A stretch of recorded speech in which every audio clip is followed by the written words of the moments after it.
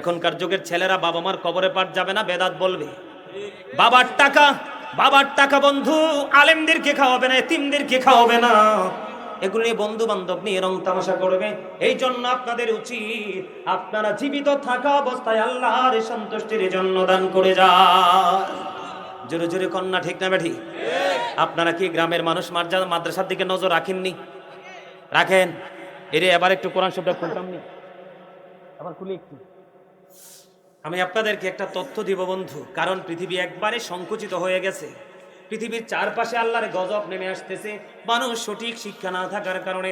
আমি আপনাদেরকে সুন্দর করে বন্ধু বলেছি, আপনারা আমার দিকে তাকান। আল্লাযীনা ইউমিনুনা বিল গায়বি ওয়া ইউকিমুনাস সালাতা ওয়া মিম্মা রাযাকনাহুম ইউনফিকুন। সূরা বাকারা বন্ধু একেবারে প্রথম পৃষ্ঠায় দেখেন, আল্লাহ রাব্বুল আলামিন বলেছেন সাবধানে ওরাই যারা অদৃশ্যে বিশ্বাস রাখে। কি করে? অদৃশ্যে বিশ্বাস করে, তারপরে যারা সালাত কায়েম করে। আল্লাহ বলেছেন আমি যেই সম্পদ দিয়েছি, দৌলত দিয়েছি, এই দৌলত থেকে যারা আল্লাহর পথে ব্যয় করে তারাই হলো 100% ঈমানদার।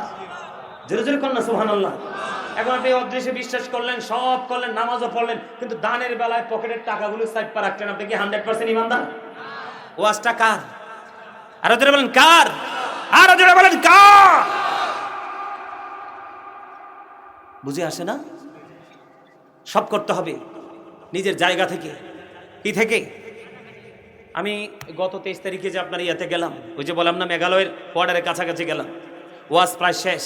এখন আমাকে শিক্ষকরা এসে বলতেছে হুজুর মাদ্রাসাটা কষ্টে চালাই হুজুর, অনেক খরচ, একটু দান করেন, একটু আমাদেরকে একটু সাহায্য করে যান না হুজুর। আমি তাদেরকে শুধু বলছি মাত্র, এই যে দুইটা ছেলে আছে ওরা আমার সাথে সব সময় থাকে, শুধু বলছি মাত্র বিশ্বাস করেন এত বেশি পরিমাণ টাকা দিয়েছে, আমি অবাক হয়ে গেছি। সব নগদ, সব নগদ, যার পকেটে টাকা নাই হুজুর খাতা দেন, খাতাতে লেখেন। শেষ পর্যন্ত আমি বিরক্ত হয়ে গেছি টাকা তুলতে তুলতে। বিশ্বাস করেন আমি তাদেরকে চিরকাল মনে রাখবো, তাদের জন্য প্রাণ বলে দোয়া করব, কারণ আল্লাহ এবং আল্লাহর হাবিবের দুজনের কথাকেই তারা 100% মূল্যায়ন করেছে।